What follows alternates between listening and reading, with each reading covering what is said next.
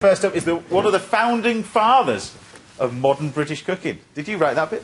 I did not write that bit. And can I point out, James, What's that? That we are aging at the same pace. I may be a lot older than you, but as I get older, so do you, mate. Exactly. Thank you very much, yes. Just thought we'd clear that one up. Anyway, Grandad, what are you cooking? We're going to cook a lovely bit of halibut with this langoustine. Now, the langoustine, we put them to sleep in the freezer. Yep. We took the heads off them. These are just the tails. They're going to be blanched for 60 seconds in boiling water. Right. And if this works, live television, always a bit difficult to do this, but you can take the intestine out. If you take that middle little tail here and twist it, you can just pull that intestine out, and that cleans them out if you do that before you cook them. Yeah, you can't do it once they're cooked. Once they're cooked, they'll be stuck inside. So we're just. And like I was saying, these are very, very famous off the certainly the west coast. West coast, you do get them on the east as well, but more prevalent on the west coast. Could you make me some little bits of pickled vegetables? So some cucumber, thinly sliced, a little bit of shallot, thinly sliced as well, and some radishes, and I'll make a quick little pickling mix. I can do that. From so it's a sort of sweet and sour thing in here. Right. So a bit of vinegar, some sugar, some salt in there as well. Yeah. Some pickling recipes will tell you to salt first and then put them into a sweet pickle, but I'm just cheating a little bit. A quick one by putting the salt in here as well. But you could use white wine vinegar in here, but rice wine vinegar you can also use for this. Rice wine vinegar. You wouldn't necessarily use malt vinegar for this. No, it's too strong and too cloy. A little bit of star anise, a little bit of bay leaf in there for an extra bit of flavour. It's great for pickled onions, but don't forget they last for, well, they need to sort of rest for a good 3 months, something like that, pickled onions. So they do, but these are very finely sliced. Well, I'm hoping you're going to slice them very finely, James. I'm not sure what your knife skills are like these days. Oh, they're not bad. Yeah. Not bad? You can't get any thinner than that. Well, it's good to see that you're still keeping in at that stuff, you know. That was a bit of a hard hit, that was, wasn't it? If you give it, you've got to be able to take it, anyway. Well, then. This could all be going very much downhill from now on. Exactly. Got to be very careful not to overcook your langoustine. Yeah, exactly. 45 seconds. That you did in rehearsal, that one. Yeah.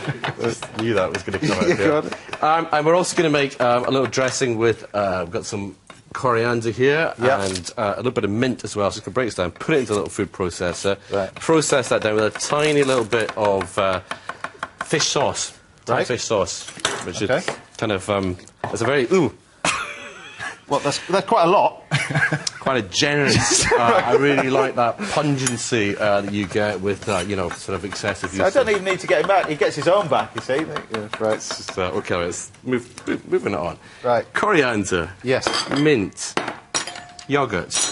If you could just blitz that down together. You've got a frying pan on here. That pickling mix is nearly ready to go. There's langoustine are ready, in fact, to come out now. That's the 45 seconds. 55 seconds. 10 seconds over, but we're going to serve them straight away. So, do you want the garlic in this bit as well? Garlic would be nice. Just a little, 2 or 3 thin slices of garlic in there, James. Don't want to make it too strong.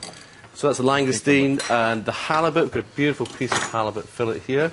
Right. And we're just going to pan fry that for about 2 minutes or something like that on either side. Now, I mentioned the cookery schools. You've got another one opening up now as well, haven't you? Aberdeen. It's been 5 years in the planning. We were going to be outside Aberdeen, but the cook school market's going to change. I think people are, you know, they don't want to travel so much nowadays. They're looking for a sort of city centre, so we're taking the cook school to the people. We've got sort of hands-on for 24 up to. We've got a beautiful old church hall right in the city centre of Aberdeen. Right. And downstairs, we've got this kind of new thing, a quick cook bar. Thanks, did you just turn the gas up for me there? Yes. That's very good. I'm glad somebody's actually paying attention. So this quick cook bar, is you can come into a short course, maybe 2 hours, learn to bake. I'm hoping Richard will maybe come up and give me some, because I'm not the best baker in the world, but I know a man that can. Right. And we'll teach you how to make stock, how to make your lunch, cook your lunch, come in, cook your supper, maybe even cook your supper, take it home, and you can be the kind of conquering dad who's done that. So yeah, that opens next week, which seems very, very close. It was on a building site when last I saw it. How are we doing with the veg? I'm getting there. So you've got the cucumber. I've taken the seeds out because... James, that's a beautiful chopping, mate. It's good, isn't it? Is that right? Yeah, I aspire. You do nice skin as well. These nice skills are extraordinary. I think I've got a new food hell, actually. Langoustines intestine. What do you do? What do you do with those? Don't tell me you make a sorbet out of them later. You put them in a stock pot, but... yeah, not the most appetising looking thing on the planet, I have to say. Right, there's your pickle, which we put some of the radishes in one, and the cucumber and the shallots in the other. Beautiful. And you put the pickling mix on the top. Yep. And normally you would give that, you know, half an hour, but for our purposes, 5 minutes will be okay. No, let's just use those, James. I think they'll be good. I think they'll be, yeah. Okay. Yeah. Are we going to use the ones we made earlier? I'll go get them. Let's have a look and see which ones are nicer. Remember, if you'd like to ask a question on the show, then you can call this number. That's 08716 41 41 41. Calls, remember, cost 10p a minute for a BT landline. Mobiles and other networks may vary. And if you get to put your questions to us live, let's definitely use those ones. These ones? Yes, those ones. The ones we did earlier. And don't forget to find us Nick's recipe along with all the other studio recipes from today's show at bbc.co.uk/Saturday Kitchen. Right, they leave those for about sort of at least 10 minutes. Those are the... And I keep them separate because of the colour. The colour that comes out of the radishes, which is something that I did learn from you earlier on, and you never stop learning. Yeah. And I guess you're never going to stop reminding me that you did that. Right.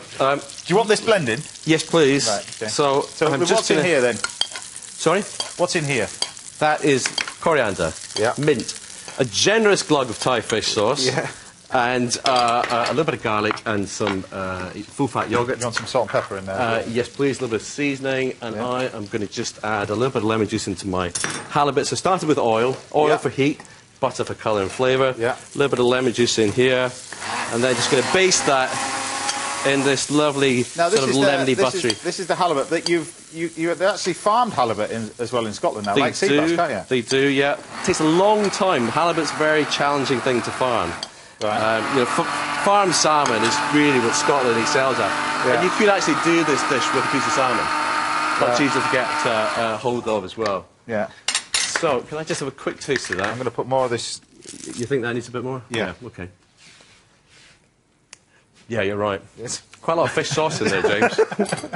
I can't help that, you see. I'm not really sure how that got there. But isn't it called, is it Giga halibut? That's what it's called? Gia, the island of Gia. Gia. So, piece of halibut, we've got the langoustine, you're making the little sauce on there. Now we had... That's it. Is that... Yeah, we were going to ask a question. Now we had your mate from Ireland, of course, on. Oh, Mr. Rankin, Mr. Rankin, you've been travelling around Scotland yourselves together. Scotland and Ireland. Right. We did that sort of North Irish coast, Antrim coast. Oh, yeah. This series with my mate Paul Rankin, who's an Irish chef. And it was fascinating because the whole Ireland and Scotland thing very similar. Yeah. And we were following the tradition, the plantation of Ulster, people going across to Ireland, taking all the baking tradition with them, and the similarities of the way people cook in Scotland and in Ireland. And of course, we just want to put the langoustine back in the pan juices. So a little bit of this. Of course, you can learn this dish at your cookery school as well, yeah? You can, because by the time I finish this programme, I will have perfected it, and I'll know what I'm talking about. Right. So, on goes the fish, little pool of that lovely, vibrant green sauce. Just warm the langoustines through in those lovely buttery juices from the pan. There you go. And it intensifies the flavours, this little second warming through. Makes all the difference. And we're not going to waste any of these, so all the tails around the outside. And there's nothing quite like a langoustine for breakfast, I think, sometimes. Yeah, I have to say, it would be definitely my food heaven langoustines. They are just... Yeah. Do you get asked a lot about what your last meal would be? Langoustines. Langoustines and a bit of steak. And a bacon sandwich. James, honestly, seriously, that's what I say, a bacon and egg sandwich. Or a bacon egg roll. No, it's got to be in white sliced bread. Okay, we could... None of that roll or crusty bread? No, in a nice Scottish roll. That's for me. A little bit of Japanese pickled ginger in there. And that... Well, we discussed bacon sandwiches, go on then. Apart from the garnish... Hurry up, because we're over time!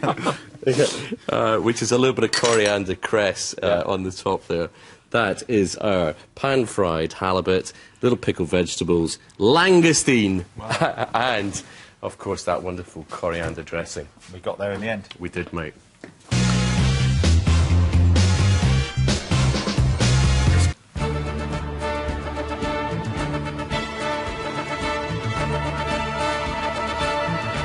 This week I'm in the grounds of Hampton Court Palace, and although it would be wonderful to spend the day here, I've got work to do. It's time to hit the shops and find some wines to go with this morning's recipes.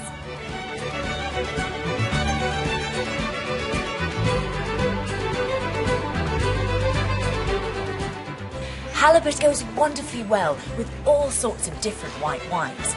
The key to finding the right one is to concentrate on what the halibut is being served with.